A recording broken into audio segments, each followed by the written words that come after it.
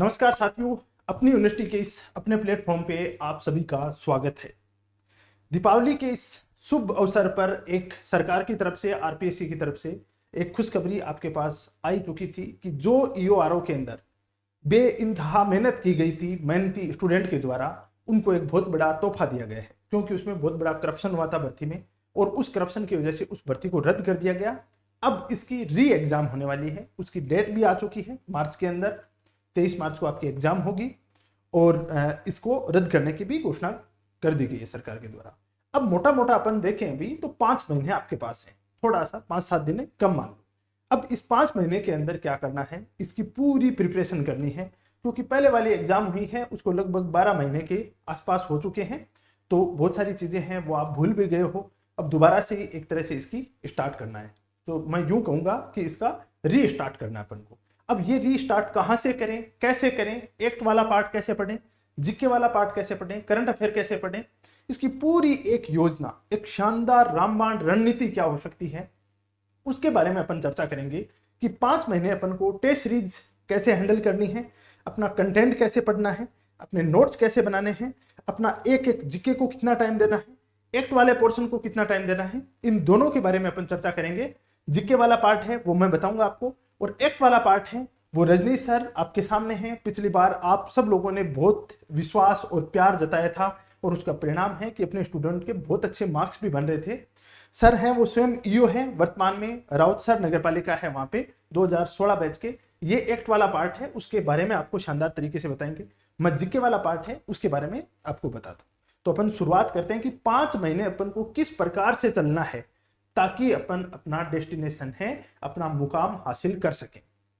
मैं पूरी रणनीति बताऊं उससे पहले मैं आपको एक चीज बताऊंगा कि इसमें 2 प्रकार के स्टूडेंट हैं।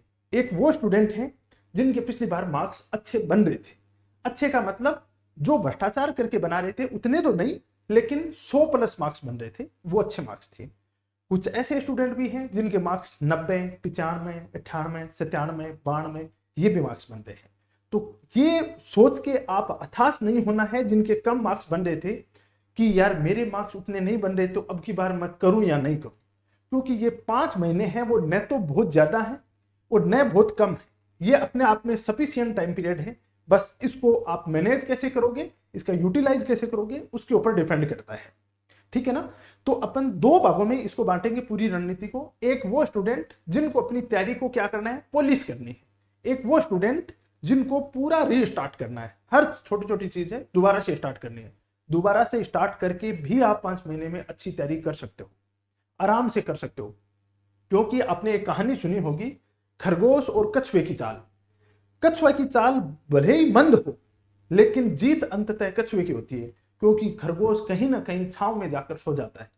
तो हो सकता है जिसके 104 नंबर बन रहा हो वो इस सुस्त या सुसुप्त अवस्था में चला गया हो कि वो सोच रहा होगा कि यार मैं तो कर ही लूंगा वैसे भी, और आप मंद गति से चलते चलते और उनको पार कर सकते हो।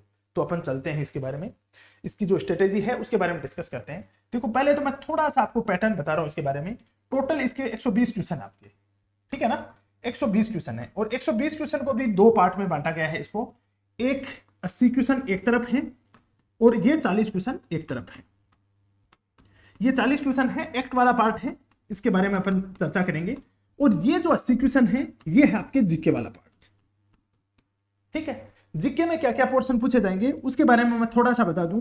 इसके अंदर पॉलिटी पूछी जाएगी एक तो, और पॉलिटी भी 2 है, एक इंडिया की पॉलिटी, इंडियन पॉलिटी, और एक राजस्थान की पॉलिटी।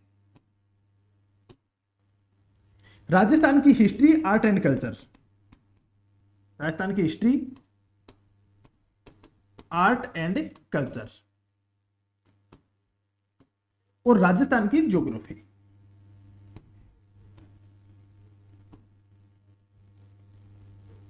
और एक पूछा जाएगा करंट अफेयर।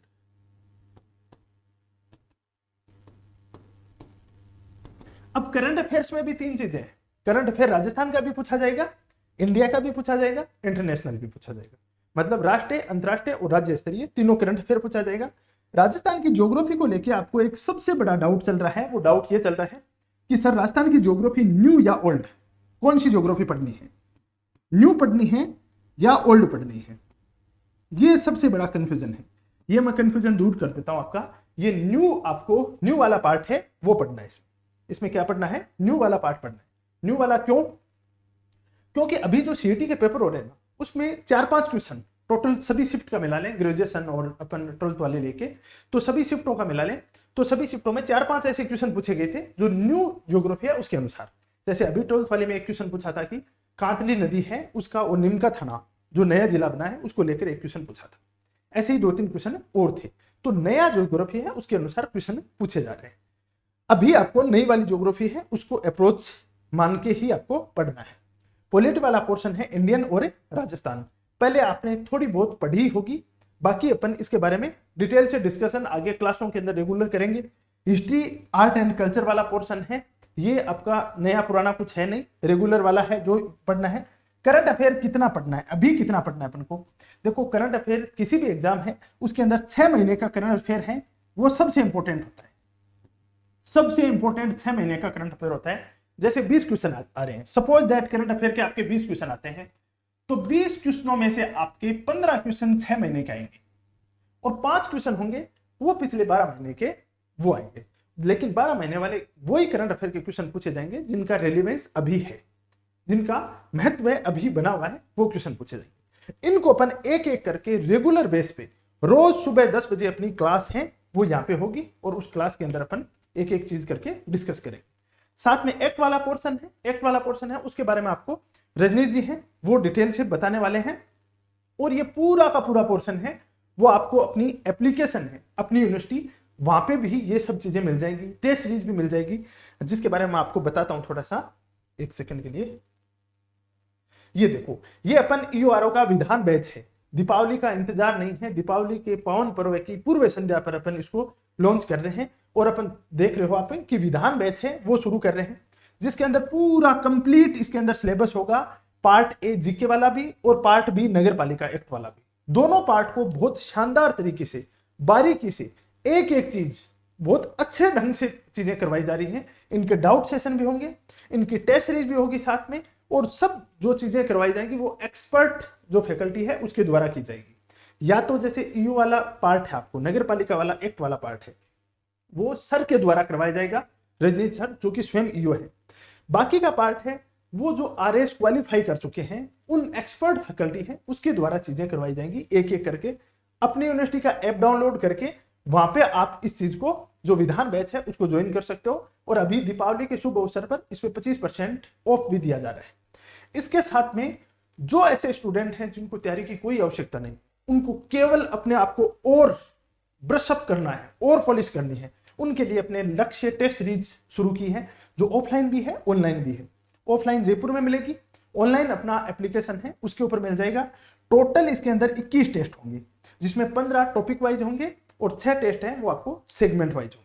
तो इनको आप देख सकते हो, ये चीजें पूरी अपनी एक्सपर्ट टीम है उसके द्वारा की जाएगी। अब मैं आपको इसका जो सेकंड वाला पार्ट है, सेकंड वाला पार्ट है जो आपके सामने है एक्ट वाला पार्ट, नगर पालिका एक्ट।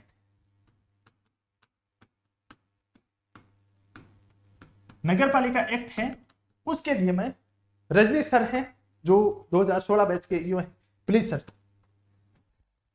सर आपको बताएंगे। सर बताएं उससे पहले थोड़ा सा मैं बता देता हूं कि यार एक्ट वाला पार्ट है, इसमें बहुत सारी चीजें रटने वाली हैं, बहुत सारी चीजें समझने वाली हैं, और ये एक द्विधारी तलवार की तरह बनी हुई है। मतलब बहुत बड़ा द्वंद्व वैसा है, रटे भी समझे भी कैसे करें।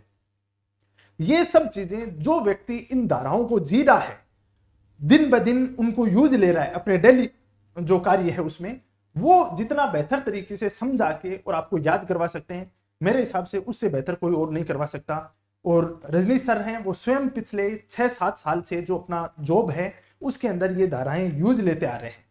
क्योंकि मार्केट में पतली पतली बुकें आई थी, लेकिन उनसे कुछ होने वाला नहीं है, बहुत सारी गलतियां हैं, बहुत सारी जो गवर्नमेंट की भाषा है वो समझ नहीं पाते हो। सर स्वयं जो ये राजस्थान का नगर पालिका वाला एक कानून वाला एक्ट है, इसकी ऐसी 2 बुक आती हैं, मोटी मोटी बुक, जो शायद मेरे हिसाब से एक सामान्य स्टूडेंट को एक अल्प समय में पढ़ पाना पॉसिबल नहीं होता है। तो इसके लिए सर पूरी की पूरी इनको कितनी भी बार पढ़ रखे हैं, बहुत बार इनको पढ़ रखा है, उनके शानदार नोट्स तैयार कर रखे हैं। अब वो नोट्स हैं वो आपके लिए काम आने वाले हैं। सर आपको पूरी इसकी प्लानिंग बताएंगे, सर विस्तार से बताएंगे इसके बारे में, please sir. Thank you Sunil sir.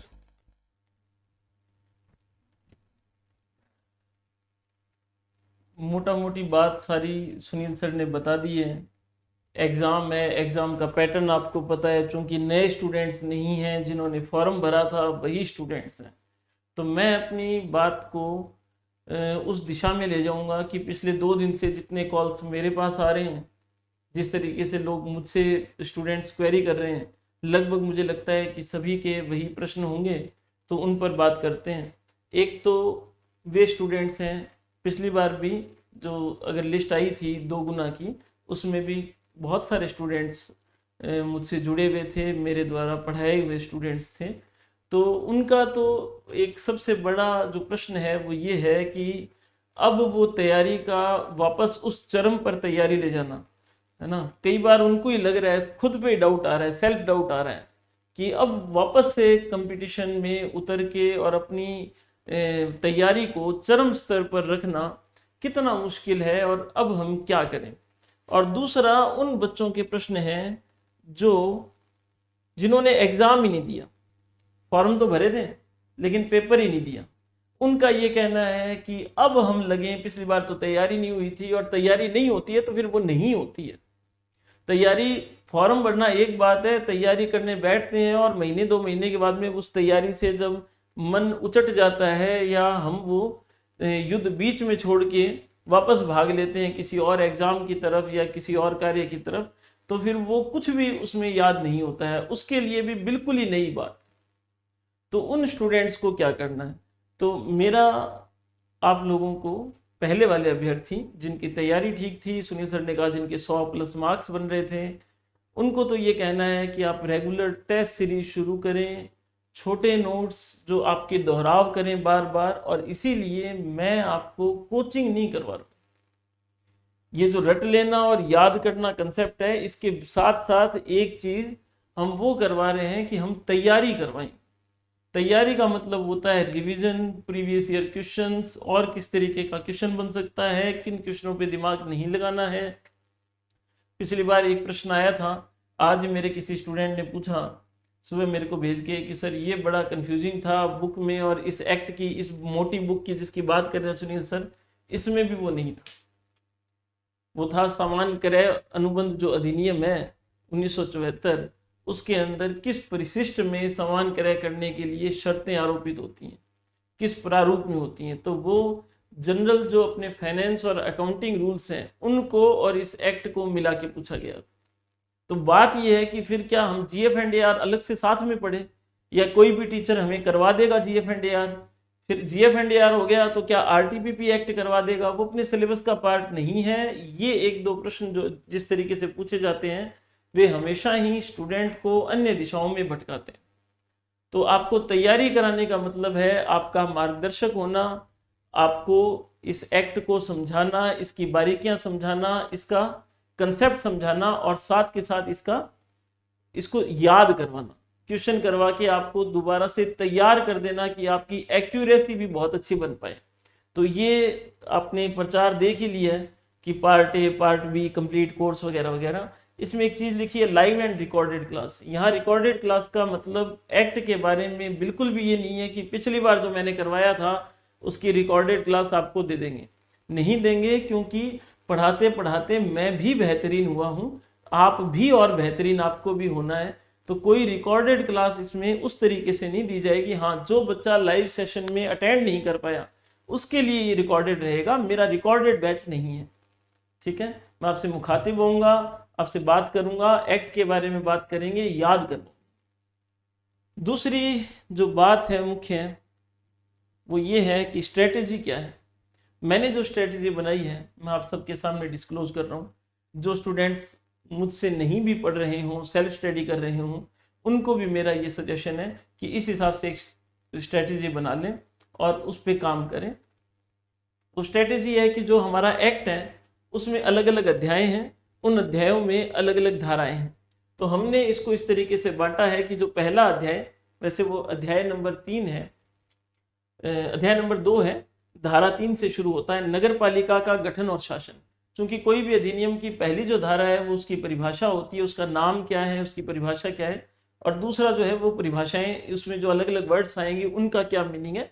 धारा 3 से अपना एक्ट शुरू होता है। तो नगर पालिका का गठन और शासन, इसमें 3 से लेकर के 50 तक धाराएं हैं। हमने उसे 7 दिन का वेटेज दिया है, यानी मैं जो क्लास लूंगा उसमें आपको 7 दिवस के भीतर ये एक्ट करवाऊंगा, इससे जुड़े प्रश्न करवाऊंगा, इसका कंसेप्ट समझाऊंगा और कोशिश करूंगा कि याद भी हो जाए।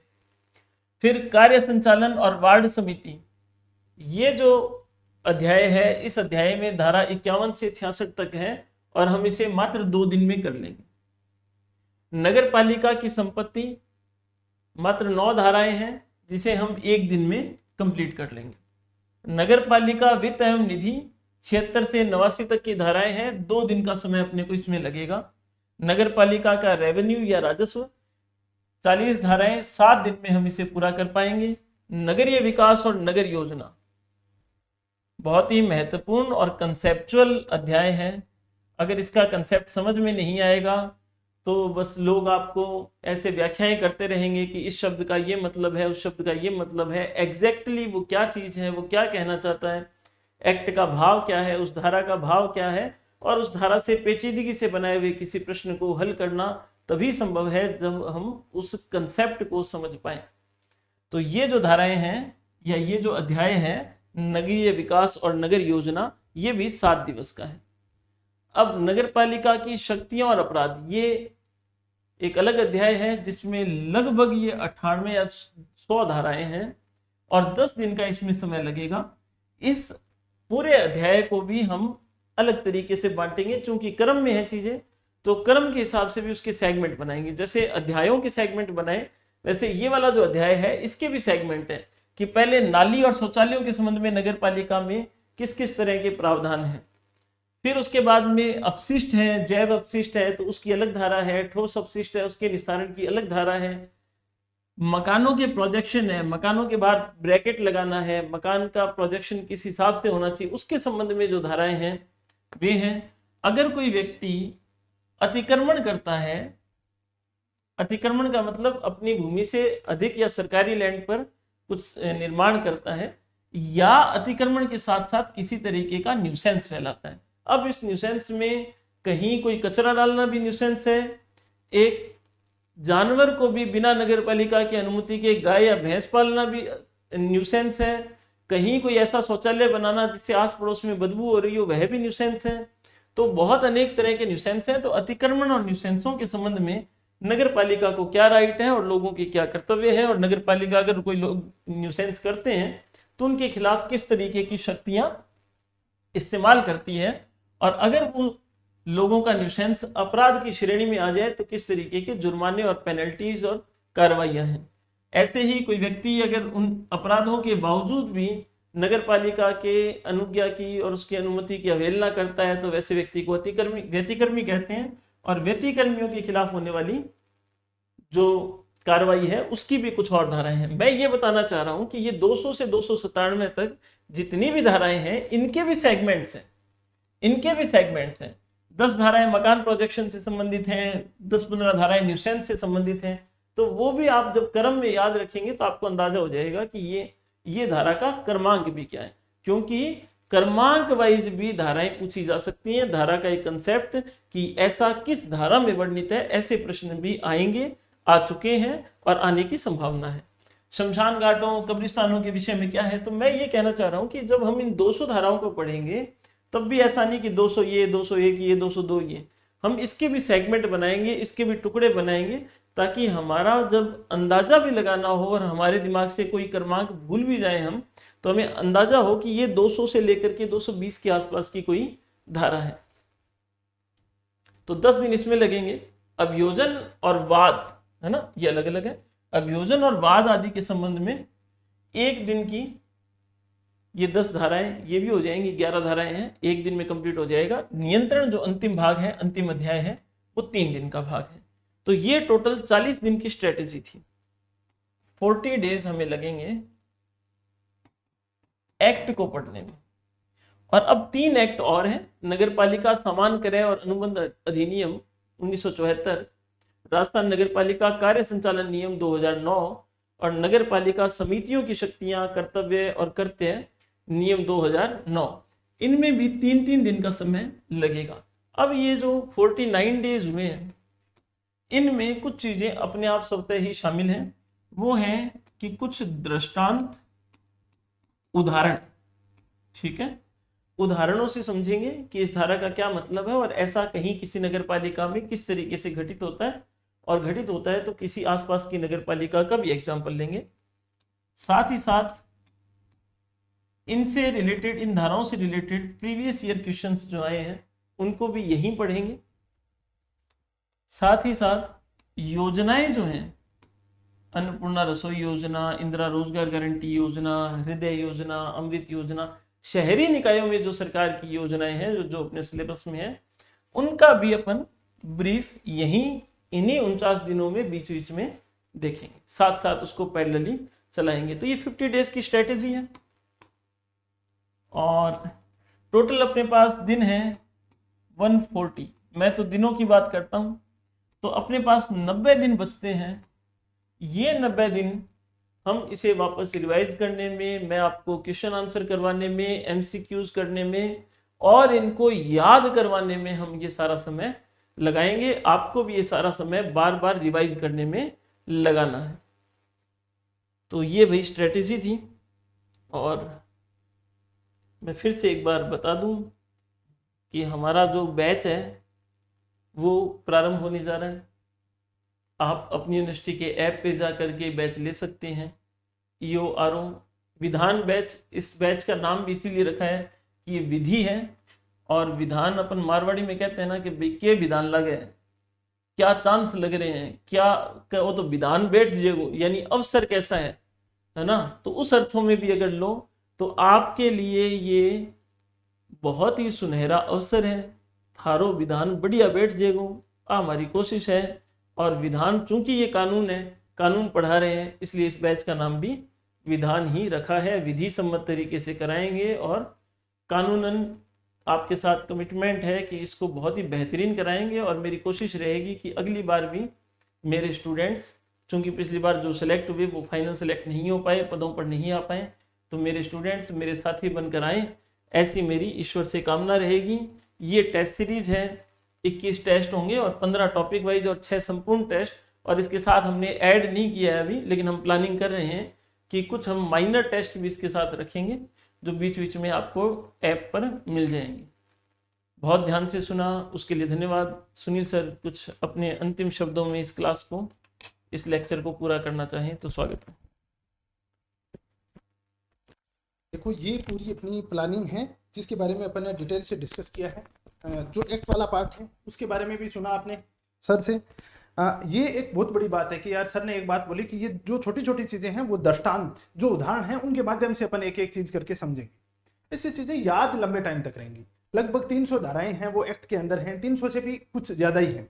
अब इतनी चीजें हैं वो एक साथ याद कर पाना मुश्किल होता है, और इनको यदि विद एग्जाम्पल अपन उदाहरण सहित तैयार करें तो ये चीजें याद हो सकती हैं आराम से, क्योंकि उसके साथ अपन कोरिलेट कर सकते हैं। और वो सर हैं वो जो अपने पिछले 7-8 साल का अपना उनका जॉब का कैरियर है उसके अंदर इन्होंने जो यूज लिया है उस चीज को बेहतर तरीके से आपके सामने एग्जाम्पल के साथ बताएंगे, तो ये याद कर पाओगे आप और एग्जाम में भी अच्छी तरीके से परफॉर्म कर पाओगे। दोनों ही पार्ट अपन शानदार तरीके से करने वाले हैं। जल्द ही दीपावली से पूर्व ही अपन शुरू हो रही है। इसकी क्लासें कल से आपकी ऐप के ऊपर प्रारंभ हो जाएंगी और यूट्यूब पे भी बहुत सारे सेशन हैं। सर आपको बताएंगे, गाइड करते रहेंगे समय समय पे। मैं हूँ, बाकी और अपनी टीम है